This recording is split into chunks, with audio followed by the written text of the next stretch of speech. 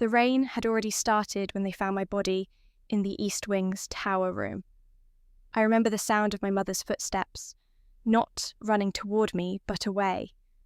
The door clicked shut with practiced precision, sealing me inside with the rising water. Through the narrow window, I could see the storm clouds gathering over the valley, dark and swollen with the kind of rain that wouldn't stop for days. The kind that turned rivers into monsters and swept away everything built on false foundations. My stepmother Vivienne stood in the courtyard below, one hand shading her eyes as she looked up at my window. Our eyes met for just a moment. She smiled, not cruelly, but with the serene satisfaction of someone watching a plan fall perfectly into place. Then she turned and walked back toward the main house, her steps unhurried, her dress barely touched by the drizzle that was already becoming something worse. I was 19 when I drowned. Not in the flood itself, but in the locked room where I'd been left to wait for it. The Ashford estate had been my prison long before it became my tomb. My father remarried when I was 7, 3 years after my mother's death. Vivienne came with her own daughter, Rosalie, who was exactly my age, and everything I wasn't. Golden-haired where I was dark, charming where I was quiet, beloved where I was tolerated. Father called them his second chance at happiness, as if the first chance, my mother, me, had been some kind of failure he needed to correct. At first, I tried. I smiled at Rosalie, offered to share my toys, my room, my father's attention. She took everything with gracious hands and a sweet voice that made the servants adore her. Within a month, my belongings had migrated to her room. Within 6 months, my father had forgotten which daughter was which in his stories about us.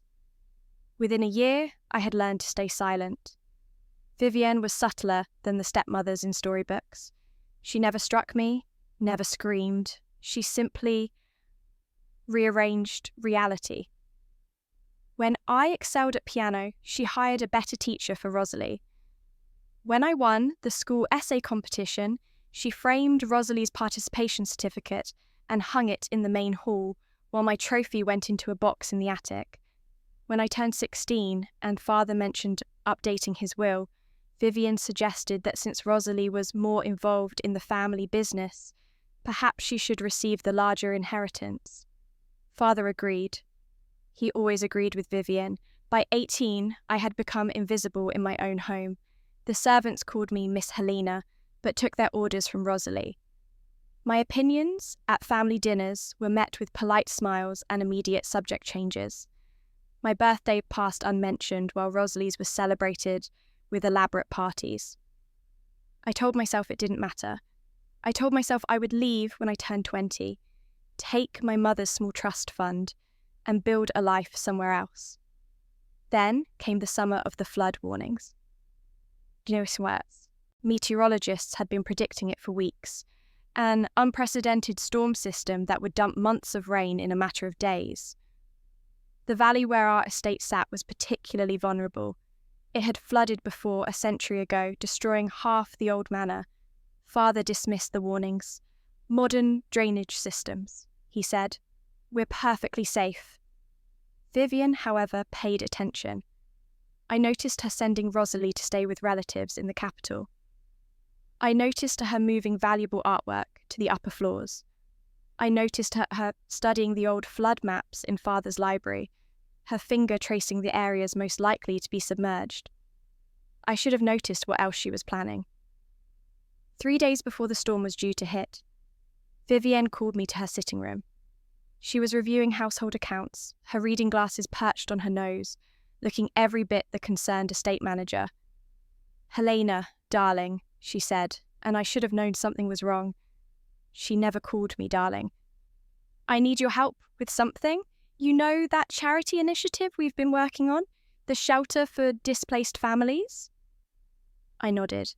It was one of the few activities I was still allowed to participate in, probably because Rosalie found it boring. "There's been a mix-up with the supply inventory. Everything's stored in the East Wing tower, and I need someone to go through it. Make sure we have accurate counts before the auditors arrive next week." She smiled warmly. You're so much more detail-oriented than Rosalie. Would you mind terribly? The East Wing Tower, the oldest part of the manor, built 150 years ago, before the flood. 3 stories of stone and narrow windows, separated from the main house by a covered walkway. I'd played there as a child before Father decided it was too dangerous and had it locked up. Of course, I said. What else would I say? She handed me an old iron key. You're such a help, Helena. I don't know what we'd do without you. I went that afternoon. The tower room smelled of dust and old wood, filled with boxes of blankets, canned goods, medical supplies. I started counting, making notes in the ledger Vivienne had given me. Hours passed. The light began to fade. I heard the lock turn from outside. At first, I thought it was a mistake. I called out, knocked on the door. No response. I tried the handle, firmly locked. I went to the window and looked out. Vivienne was there in the courtyard, looking up at me. The rain had started, just a drizzle. In her hand was the only key to the tower door. I understood then, completely, terribly. The flood warnings were real. The tower was in the lowest part of the estate, built on the old foundation where the water had risen before. When the storm came, this room would feel like a cistern. Vivienne had studied the maps. She knew, and she was making sure I would be here when it happened. I screamed. I begged. I threw myself against the door until my shoulders, bruised, and my voice went hoarse. Through the window, I watched the household prepare to evacuate. Servants loading carriages, Father directing operations, completely unaware that his daughter was locked in a death trap 50 yards away. Vivienne never looked back at the tower. Why would she? She'd already said goodbye. The water came on the second day, first as puddles in the courtyard, then as streams through the garden, then as a rising tide that crept up the tower stairs. I climbed to the highest point in the room, standing on a cabinet, pressing against the ceiling. The water rose steadily, inevitably. I thought about many things in those final hours. My mother, who had loved me. My father, who had forgotten me. Rosalie, who had taken my place so easily. She probably believed she deserved it. And Vivienne, who had looked at a 19-year-old girl and decided she was a problem that could be solved with patience and a locked door. The water reached my chin, my nose. The cabinet shifted under me. I thought, if I could do it all over again, I would be different. I would see them clearly. I would never be so easy to erase. Then the water closed over my head, and everything went dark. I woke up on my 7th birthday. The morning sun was streaming through lace curtains. I remembered discarding years ago. I was in my old bedroom, the one I'd had before Rosalie took it, wearing a nightgown I'd outgrown when I was 11. My hands were small. My hair, when I touched it, barely reached my shoulders. I sat up slowly, my mind adult and cold in this child's body. In the hallway, I could hear singing. Vivienne's voice, sweet and false, leading Rosalie in a birthday song that wasn't for me. They'd done this before. On my 7th birthday in my first life, they'd accidentally confused the date and celebrated Rosalie's birthday instead. Father had apologised profusely when I cried, but the damage was done. It was the first of many small cruelties that taught me I didn't matter. This time I didn't cry. I got dressed carefully, braided my hair, and went downstairs. Vivienne was in the kitchen with Rosalie decorating a cake. She looked up when I entered, her expression perfectly calibrated, surprised, apologetic, warm. "Oh, Helena, sweetheart, I'm so sorry. I got the dates mixed up in my head. We thought Rosalie's birthday was today. We'll celebrate yours tomorrow, I promise." In my first life, I had believed her. I had swallowed my hurt and nodded and pretended it was fine. This time, I simply looked at her. Really looked. At the calculation behind the warmth, the coldness in the eyes that never quite matched the smile. I saw her clearly for the first time, or perhaps for the second time. having learned the lesson too late. "That's all right," I said quietly. "You can celebrate Rosalie's birthday today. I don't mind." Vivienne blinked, momentarily thrown by my calm acceptance. She'd been prepared for tears, for manipulation, for shaping my response. My indifference confused her. Good. Let her be confused. I spent that day watching and remembering. I remembered which servants Vivienne would eventually turn against me. I remembered which of Father's friends would take her side in every dispute. I remembered the piano teacher who would tell Father I had limited talent after Vivienne paid her to say so. I remembered the lawyer who would help restructure Father's will. I remembered the contractor who would ignore the flood warnings because Vivienne told him Father didn't want to spend money on unnecessary drainage improvements. Most of all, I remembered the flood. The maps Vivienne had studied, the tower room, the lock turning. I had 12 years to prepare. 12 years before the storm that had killed me once already. I smiled at my birthday cake the next day, the small, hastily made one Vivienne put together to fulfill her promise, and I began to plan. The first thing I did was become boring. Children who stand out get attention, and attention in this house meant scrutiny, control, and eventual erasure. So I faded. I stopped competing with Rosalie for anything. Not grades, not achievements, not Father's affection. When she took my things, I shrugged. When she won praise, I applauded quietly. When Vivienne manoeuvred to give her advantages, I accepted it without complaint. I became the daughter who never caused problems, the one who could be counted on to agree, to cooperate, to fade into the background. And while I faded, I learned. I learned accounting by volunteering to help Vivienne with household books. I learned the estate's entire layout, including buildings Father had forgotten existed. I learned which staff members were loyal to my mother's memory and which ones could be bought. I learned how money moved through Father's business, where the accounts were held, which assets were liquid. I learned how to pick locks by taking apart every door mechanism I could find, claiming childish curiosity.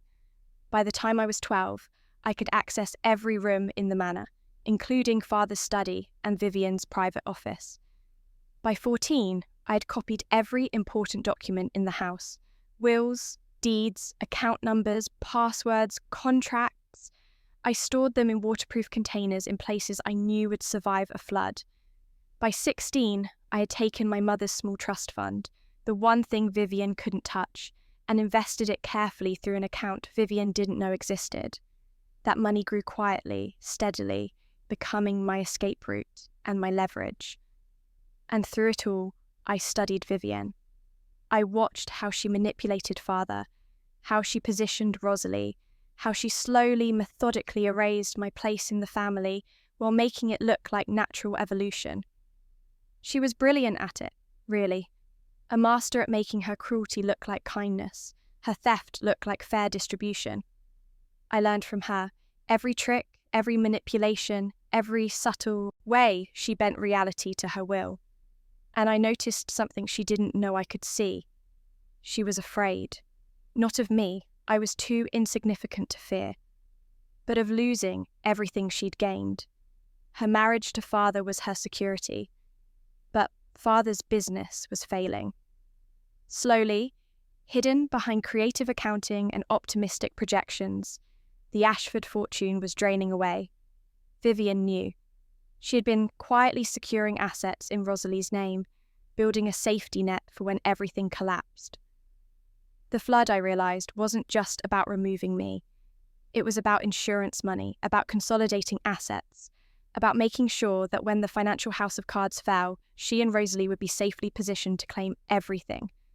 Father's death would be ruled accidental, surely. A tragedy, but these things happen in natural disasters. And poor Helena, also lost in the flood. So sad, but at least he'd had Rosalie and Vivienne to comfort him in his final years. Except I wasn't going to be in the tower when the water came.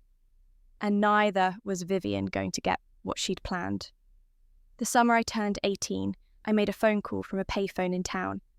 "Ashford Estate," Vivienne answered, her voice crisp and professional. "Mrs. Ashford, this is Melissa Chen from the Valley Weather Service. I'm calling to confirm your family received our emergency flood evacuation notice. The storm system arriving next week is expected to be unprecedented. We're strongly advising all residents in low-lying areas to evacuate at least 3 days in advance." I heard papers shuffling. "Yes, we received it. My husband believes we'll be fine. The estate has modern drainage." "Ma'am, I understand, but our models show water levels could exceed the 1924 flood. That's 20 feet of water in the lowest areas. Buildings constructed before modern foundation standards will be particularly vulnerable." "I see." Her voice had changed, sharp, interested. "Which buildings specifically?" "The older structures, particularly those on the original foundation. Stone construction, narrow windows, built before elevation requirements. Do you have any buildings matching that description?" "The East Wing Tower," Vivienne said slowly. "It's the oldest part of the estate." "That would be extremely dangerous, ma'am. If anyone were in that structure when the flood hits, the water rise would be rapid and likely fatal." "Thank you for the warning," Vivienne said. I could hear her mind working through the phone line, adjusting her plans, seeing new possibilities. I hung up and went home. The real Melissa Chen would never call our house. I'd made sure of that by filing an emergency contact update that listed only Vivienne's cell phone, which she wouldn't check for days. But Vivienne didn't know that. She thought she'd received official confirmation of something she'd already suspected. I'd planted the seed.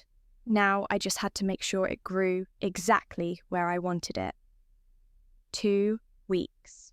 Before the storm, Vivienne called me to her sitting room. This was it, the conversation I remembered, replayed with slight differences. "Helena, darling," she said, and my skin prickled with familiar dread and cold anticipation. "I need your help with something." I listened to her explanation about the charity inventory, the East Wing Tower, the need for accurate counts. I watched her hand me the old iron key. I heard myself agree just as I had before, but this time I had a counterplan. 3 days before the storm, I went to the tower as instructed.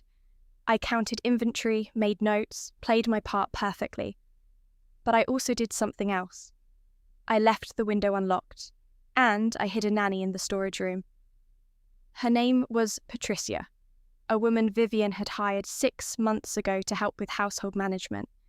Patricia was 43, tired, desperately in need of money for her daughter's medical treatments.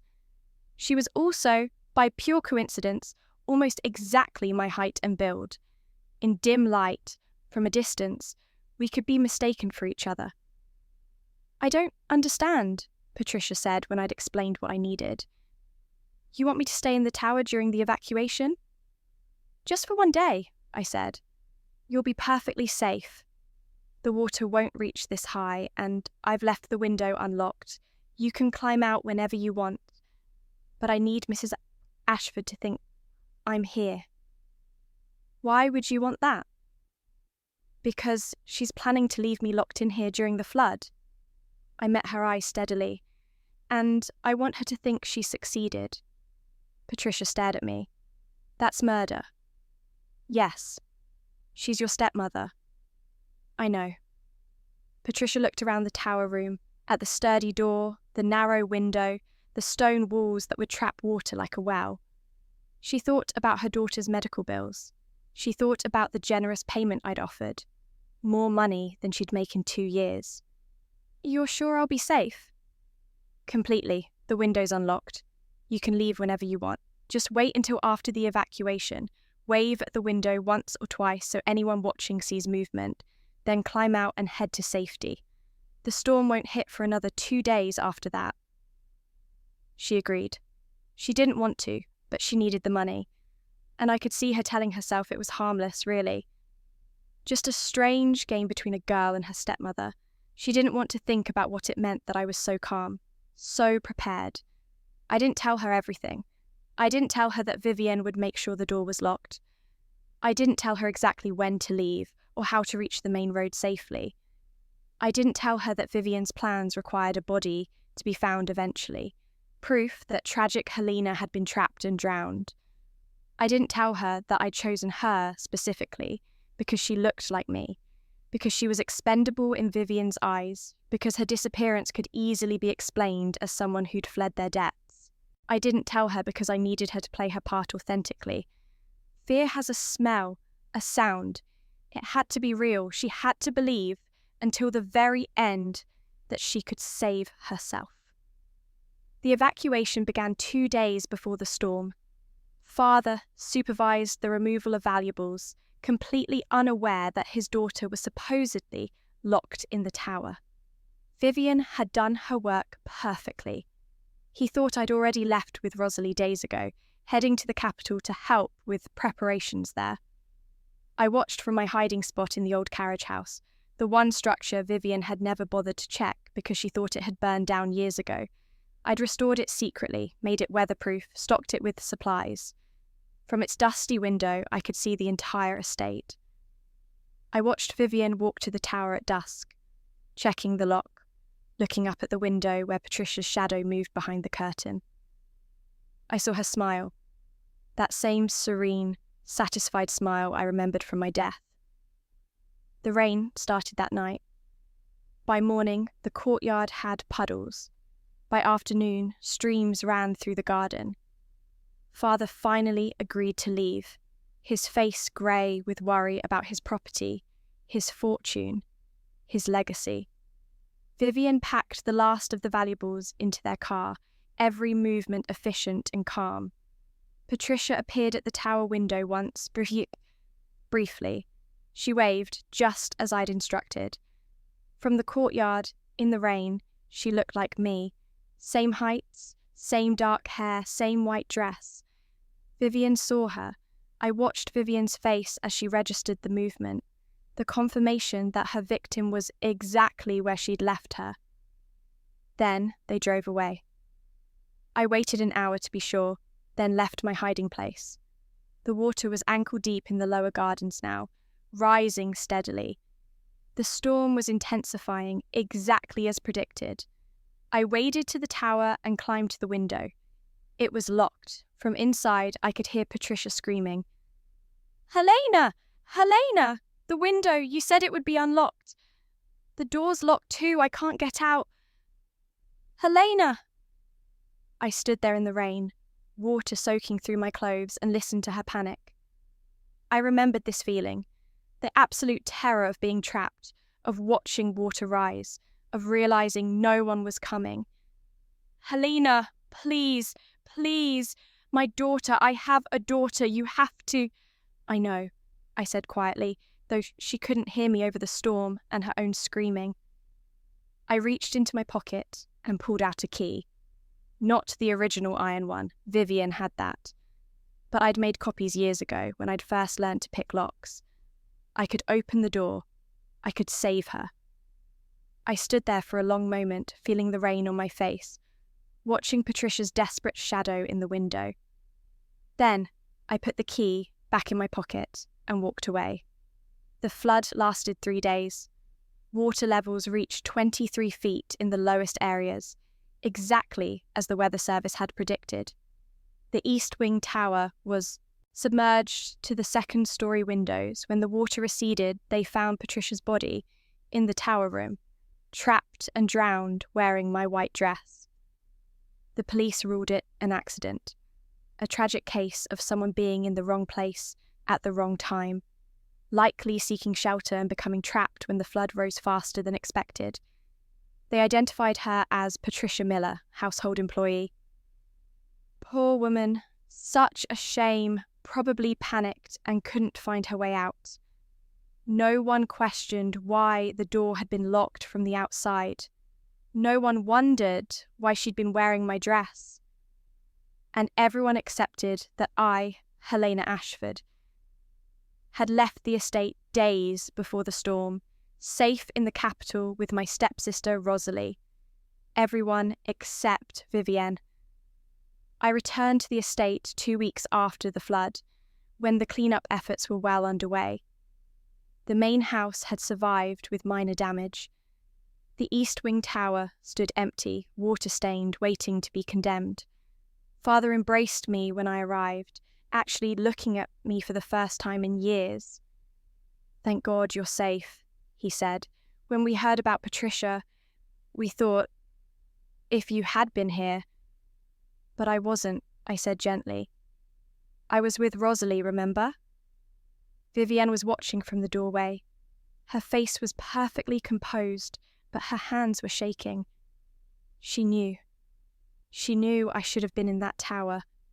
She knew she'd locked the door herself. She knew she'd seen someone in the window, someone she'd believed was me, but here I was, alive, unharmed, with alibis from Rosalie and half a dozen people in the capital who swore I'd been there the entire week. That night, she came to my room.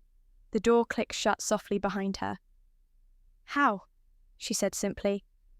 I was sitting at my desk, the one that used to be mine before Rosalie took this room. The one I'd reclaimed now that I was helping restore the estate after the tragedy. I looked up at her calmly. "How what, Mother?" I never called her Mother. The word hung between us like a blade. "You were in the tower. I saw you. You saw Patricia. Easy mistake. We're very similar in build." The door was locked. Yes, it was. Poor woman. She must have gotten trapped when she went to check on the charity supplies. So unfortunate that someone locked it without realizing she was inside. Vivienne's face had gone white. You knew I was going to... Going to what?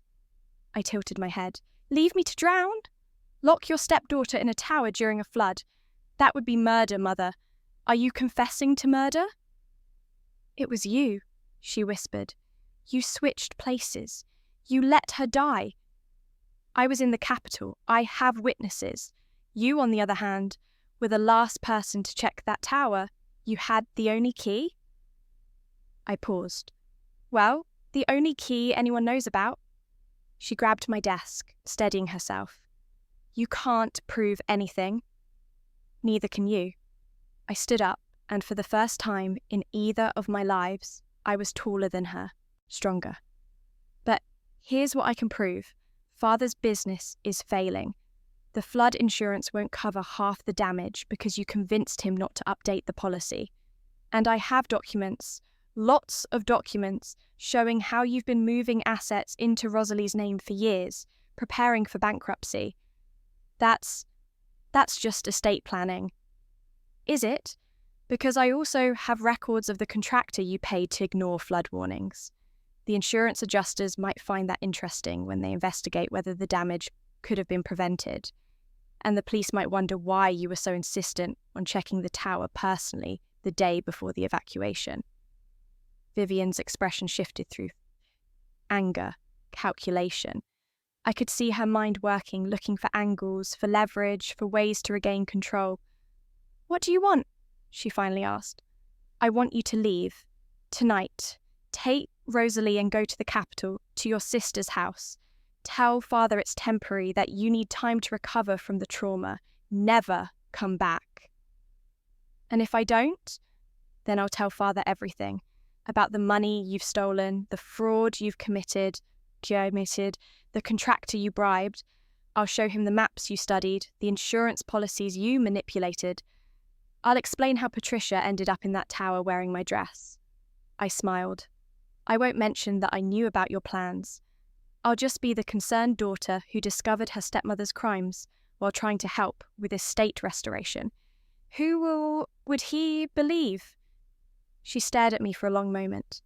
I could see her weighing options, calculating odds, realizing she'd been outmaneuvered by the invisible daughter she'd spent 12 years erasing. You let an innocent woman die, she said finally. No, I replied softly. You let an innocent woman die. I just failed to save her. There's a difference. There wasn't really, not morally, but legally, ethically, in terms of what could be proven.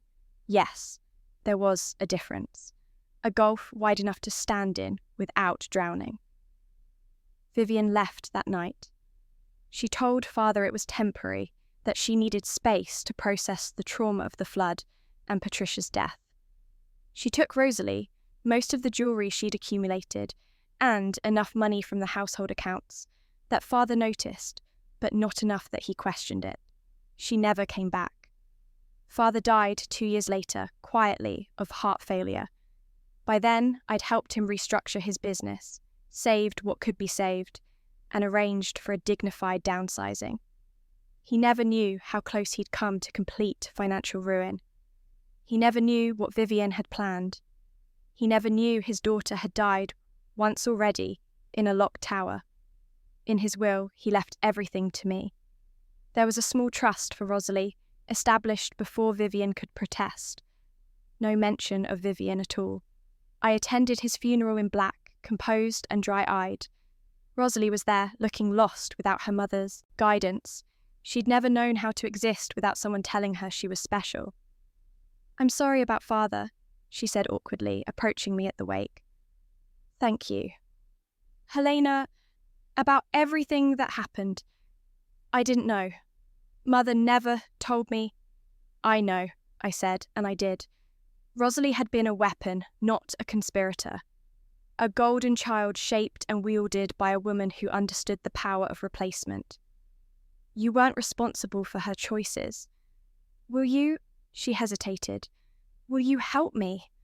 I don't know how to. I'm not good with money, and Mother won't return my calls, and I don't know what to do." I looked at my stepsister, this woman who'd taken my place so thoroughly she'd forgotten I existed, and I felt nothing. Not anger, not sympathy, not even satisfaction. Just the cool, clear assessment of someone who'd learned to calculate costs and benefits without the fog of emotion. "No," I said simply, "but I'll make sure your trust fund is managed properly. Beyond that, you'll have to figure things out yourself." She nodded, tears in her eyes, and left the wake early. I never saw her again. I sold the estate 3 years after father's death. The East Wing Tower was demolished before the sale. I told the contractors it was structurally unsound after the flood damage. They agreed without question. I never told anyone what had really happened. Not the police, not lawyers, not investigators. Patricia's death remained an unfortunate accident. A woman in the wrong place at the wrong time. Her daughter received the medical treatment she needed from an anonymous charitable donation. It was the least I could do. It wasn't enough. It would never be enough. But I'd learned something in my 2 lives. Guilt is a luxury. Conscience is a privilege afforded to people who've never had to choose between their own survival and someone else's. I'd made my choice in that tower. I'd chosen myself over Patricia, just as Vivienne had chosen herself over me, just as father had chosen peace over justice, just as the world chooses every day who matters and who doesn't. The difference was that I remembered being the one who didn't matter. I remembered the water rising, the door locked, the certainty that I'd been erased, and I'd decided that this time I would be the one doing the erasing. 10 years after the flood, I received a letter. No return address, but I recognized the handwriting. "You think you won," Vivienne wrote. "You think you're free, but you're not. You're carrying what you did every day, every moment. I can see it from here. You saved yourself by becoming me." I read the letter once, then burned it. She was wrong, of course. I hadn't become her. I'd become something worse. Someone who understood exactly what she was and chose it anyway. Someone who looked at the locked door and the rising water and decided that this time survival mattered more than innocence. Vivienne had erased me because she was afraid. I'd erased Patricia because I was free. That was the difference. That was the victory. I live alone now, in a city far from the valley, in a building constructed entirely of modern materials on high ground. I have money, independence, security.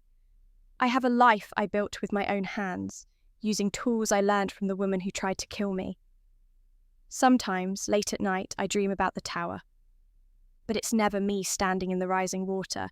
It's Patricia screaming my name, begging me to save her. I wake up calm, composed, dry-eyed, and I remind myself I didn't lock the door, I didn't cause the flood, I didn't create the circumstances that forced impossible choices. I just refused to drown. If there's a moral to this story, it's not the one people want to hear. It's not about justice or karma or the triumph of good over evil. It's simpler, colder, more honest. My victory was never revenge. It was survival.